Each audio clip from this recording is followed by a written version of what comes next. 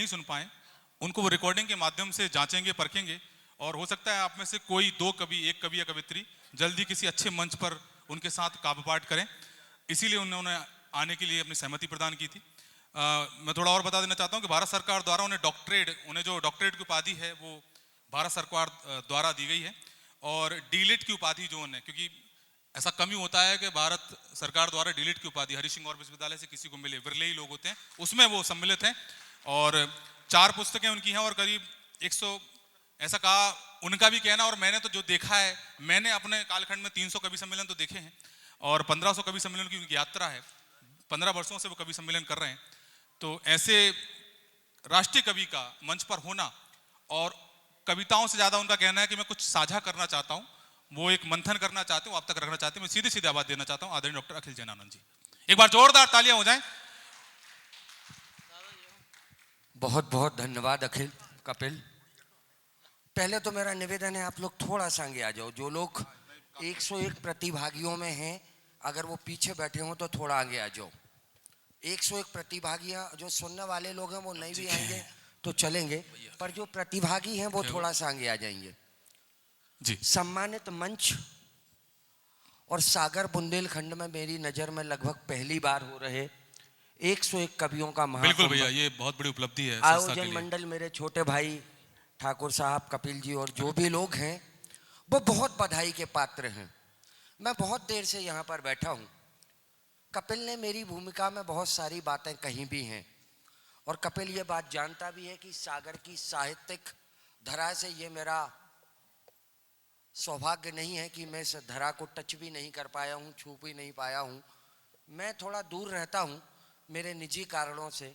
मैं medical college में हूँ और राष्ट्रीय स्तर पर मंच में करता हूँ, ये बात सत्य है, पर उन मंचों के पीछे करने का जो सच है, अगर वो आप जानेंगे तो मेरा आना यहाँ पर सार्थक हो जाएगा। मैंने कपिल से कहा, कपिल भाई 101 प्रतिभागी आ रहे हैं और मंच पर जो अतिथि लोग हैं इनका काव्य पाठ बिल्कुल भी नहीं होना चाहिए। कपिल बोला क्यों नहीं होना चाहिए? हमने कहा भाई कपिल, अगर हमारा काव्य पाठ कराओगे तो इससे अच्छा कवि सम्मेलन करा लो। क्या कहने भैया, सही बात है। कल रात में फेसबुक से जुड़े, कल परसों रात में दिल्ली में था कपिल।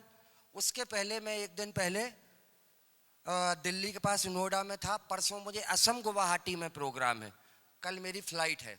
इस काम का मोटा मोटा लिफाफा मिलता है हम लोगों को, लेकिन वो लिफाफे, वो तालियां अगर हमको लेनी होती हम वहीं चले जाते, आपके बीच आते काय को।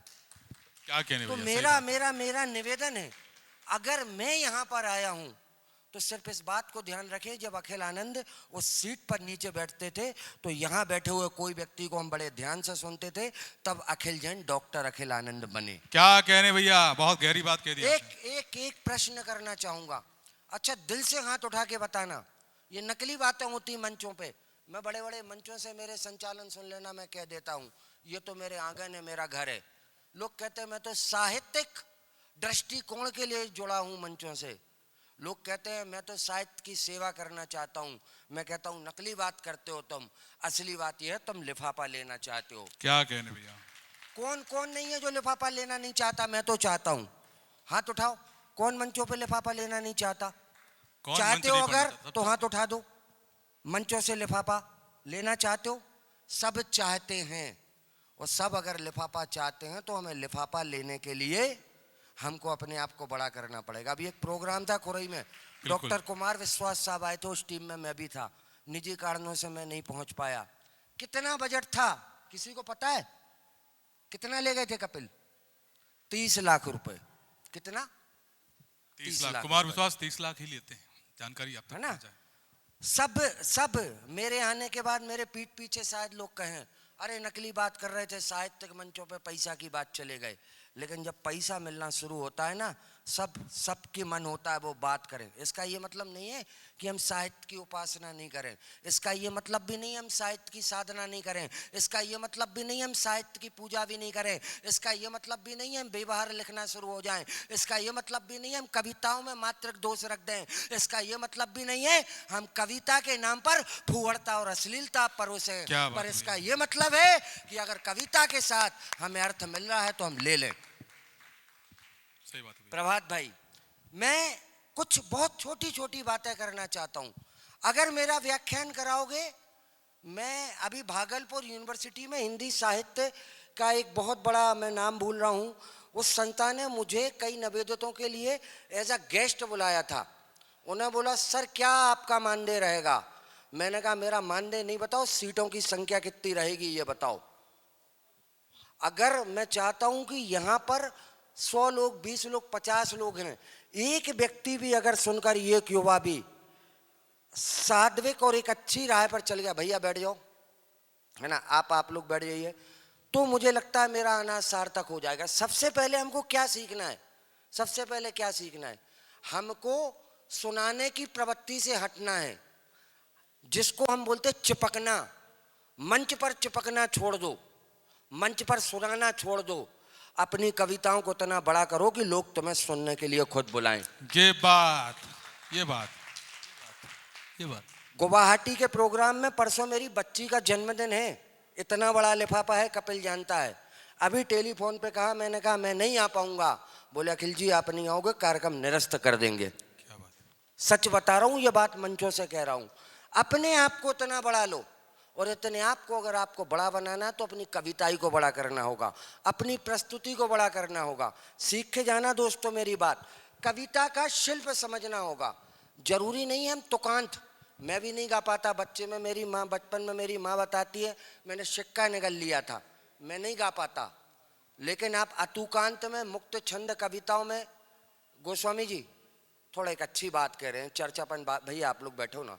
मुझे बड़ा कष्ट होता है जब एक अच्छी बात पर, है ना, तो आपको जरूरी नहीं है कि हम कविताओं को तुकांत गाकर बात करें। अगर आप अतुकांत लिखते हैं, मुक्त छंद लिखते हैं, व्यंग लिखते हैं, तो अपनी प्रस्तुति से भी आप दिल को जीत सकते हैं। लोग ओज लिखते हैं, लोग वीर रस लिखते हैं, और वीर रस के नाम पर चिल्ला चिल्ला कर कविता पढ़ते हैं।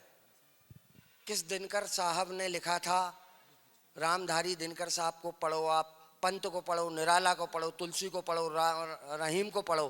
कहाँ पर लिखा है, किस साहित्य के कागजों पर लिखा है कि ओज पढ़ने के लिए चिल्ला चिल्ला कर पढ़ जाए?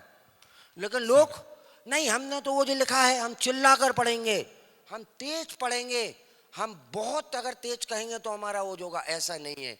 कविता आपके दिल के दरवाजे पर दस्तक देनी चाहिए। कविता को किसी भूमिका की जरूरत नहीं। एक मैंने देखा, आप सबसे पहले ये सीखिए, माँ शारदे विराजमान है मंचों पर, है कि नहीं है? हम माँ शारदे के उपासक होते हैं। कविता हमारे शब्दों की आराधना होती है। कोशिश कीजिए जब भी आप मंच पर आते हैं पहले जूते उतार कर आइए। जिस तरह आप मंदिर में जाते हैं फिर आप माँ शारदे की वंदना कीजिए।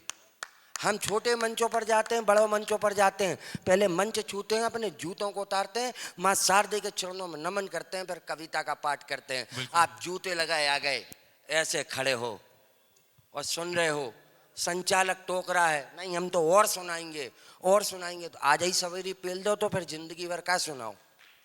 सुनाने की प्रवृत्ति से हटना है हमको, बिल्कुल बचना चाहिए भैया। और एक चीज और करना है मेरे आपने कविता, एक होती है मौलिक, एक होती है अमौलिक।